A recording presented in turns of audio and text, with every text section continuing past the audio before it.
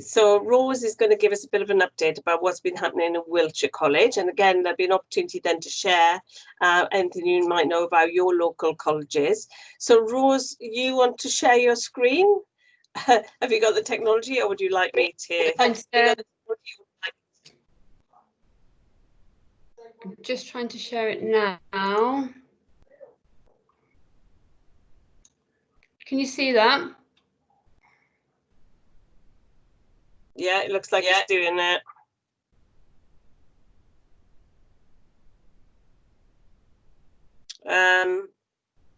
Looks like something's happening, or it's trying to do something, Rose. But I can't. Can anybody else see the presentation? No. No. No, not at the minute. No. Okay. Would you want me to share yours, Rose? Another try.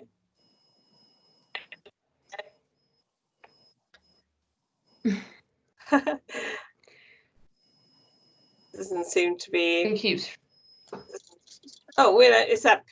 You're up. You're on. Yes. You're up. Yay. Okay, let's just try that again.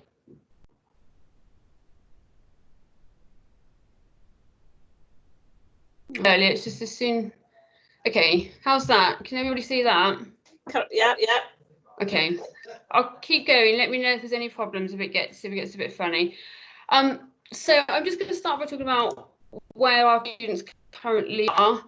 So like I think most colleges and schools, as soon as we went into lockdown, we went over to virtual teaching. So everything carried on as much as possible using our BLE and Microsoft Teams. All of the qualifications are in these three brackets of calculate, adapt or delay. We've actually only just had final confirmation as to which of those qualifications is in which brackets. So it's taken them this long to finally confirm where each of those qualifications sits. So we knew GCSEs and functional skills were being calculated, but some of the other sort of MVQs and BTECs, some of those are being delayed where they can't be calculated or adapted to be able to be qualified from home. And students will be coming back in from the end of June onwards. Very small numbers, and particularly those in that sort of delay or defer bracket where they need to be in college to do a kind of practical assessment for their qualification. Otherwise, the remainder of the students will continue to work from home. Our second years are finished now, in fact, just before half term, and then the first years and other courses will carry on until the end of June, unless they're coming in over the summer. So that's where our current students are at the moment. In terms of the new students, so those students that have applied or are thinking of applying,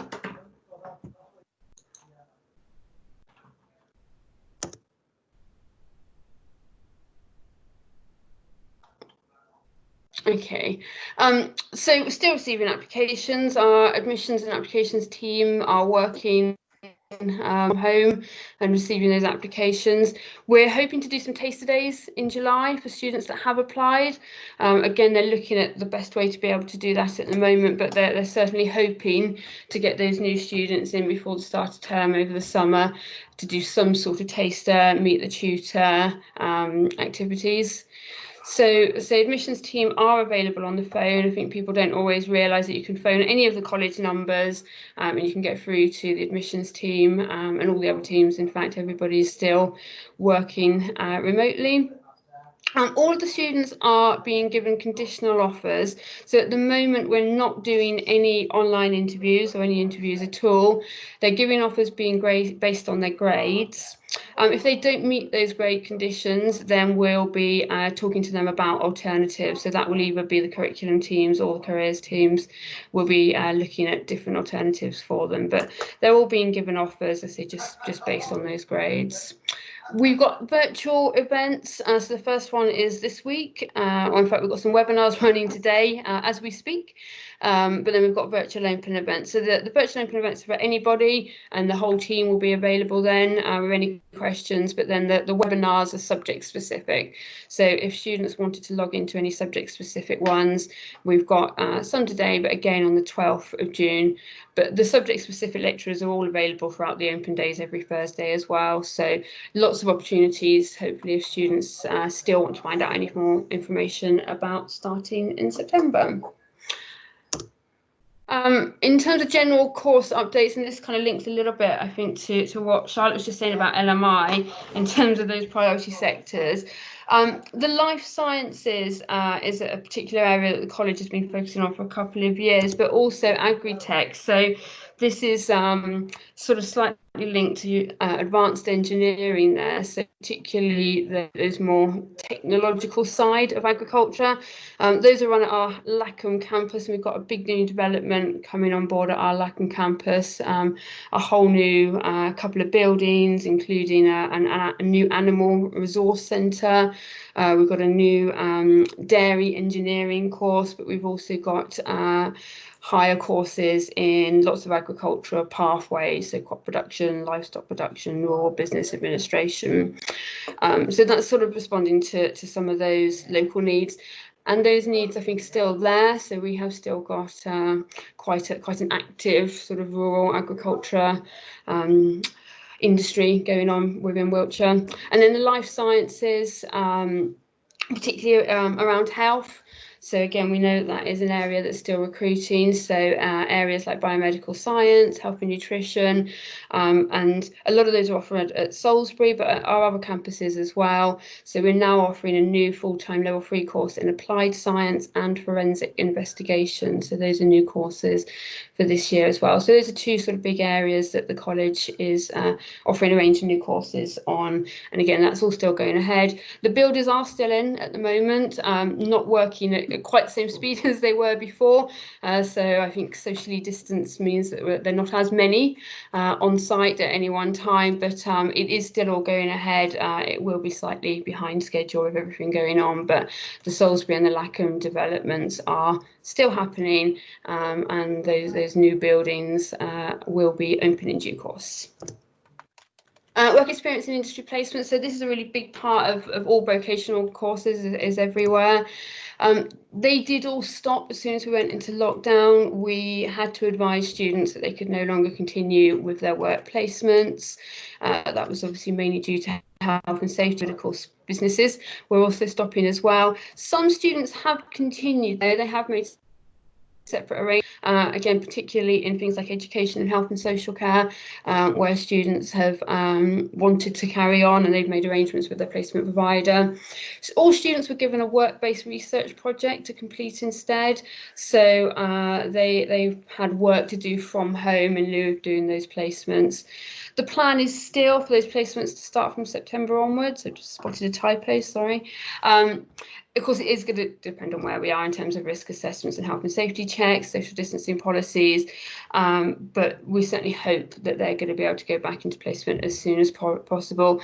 Again, we'll have to wait on the government guidance because a lot of the courses depend on that work placement, a certain amount of hours. So if it isn't going to be safe to do so, then we'll have to look at the government changing some of the kind of flexibility around how those courses are assessed. So as we keep updating those policies and documents, communication is going out to employers and students, and it's being published on the website. So the kind of advice is always keep checking back, but we hope that students will be back in placements when their courses start in September, obviously providing that we can do it within the guidance and safely. So this is a kind of a continuation really from what Alex was saying earlier about apprenticeships. So when I spoke to the apprenticeship team, they said that they would definitely advise students to still apply. The process would be the same. So if there's any course that they're interested in, we're still taking their CVs. We're still talking to them about how they might be able to secure an employer. The apprenticeship team is still, again, working remotely. What the apprenticeship team have said is that they do have employers that are sat waiting to recruit at the moment, but they're sort of holding fire. So there is a temporary freeze on a lot of those. We are expecting also for those numbers to be down, as was discussed earlier. But that's not to say that there won't be recruitment. So at the moment, we've got 3 live vacancies website. So 3 different organisations down the bottom there, and actually last week there was 2 live vacancies, so one of those is new. So they are coming through slowly, and like I say, there is some more definitely in the pipeline at the moment as things start to sort of open up again. So we are advising that students still apply. Apprenticeship team will still support them and do what they can, but as discussed earlier, those numbers are likely to be lower.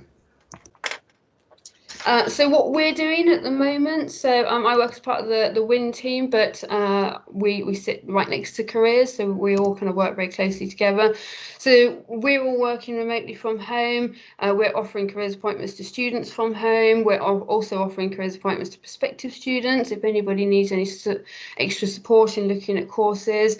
We're available for the virtual events, so we're going to be supporting with that, but we also do a Twitter Q&A and an Instagram takeover on a Wednesday morning. So that's for anybody, it doesn't just have to be prospective or current students, anybody can come and ask us questions, and the WIN Careers team are available then. We're doing one-to-one support on the telephone through WIN as well, answering emails, and we're organising various events and activities and supporting students that are going off to university this year. So we're giving them a book token and stationery pack for any of our WIN students that are going off this year. So we're still working virtually, still as busy as ever. In fact, busier it feels a bit like at the moment. But yeah, the careers team is we're still supporting students with workshops, one-to-one, and any help that we possibly can. Great, thanks, Rose. Has anybody got any questions?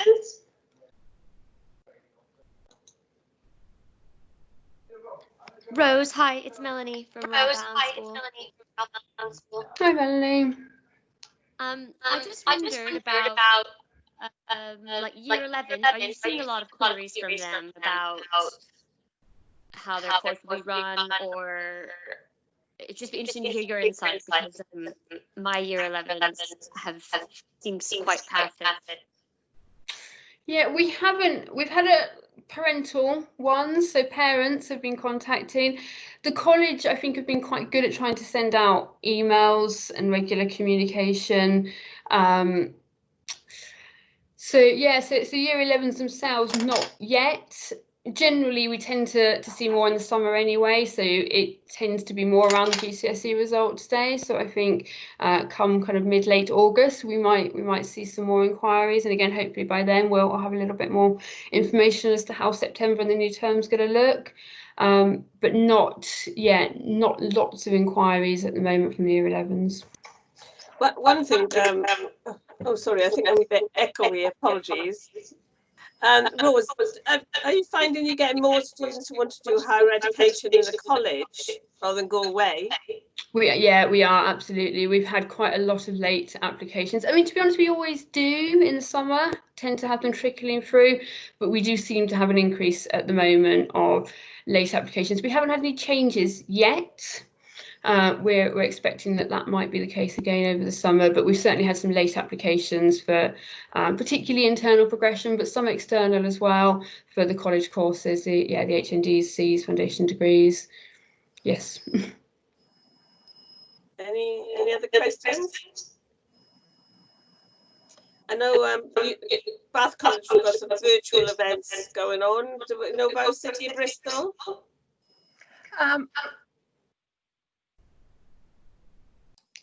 Hi.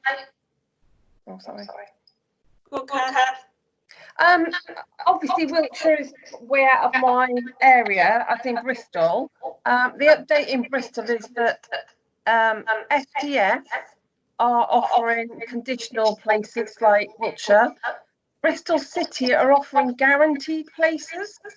which gives me a bit of a concern, because students who were looking for an apprenticeship now applied to colleges, they're all getting offered places. So once the results come out in August, there's probably going to be a big uptake of college courses, but there must only be limited places. So I don't know if our students going to end up coming back to sixth forms, or they can't. They surely haven't got unlimited course places available. Yeah, I don't know.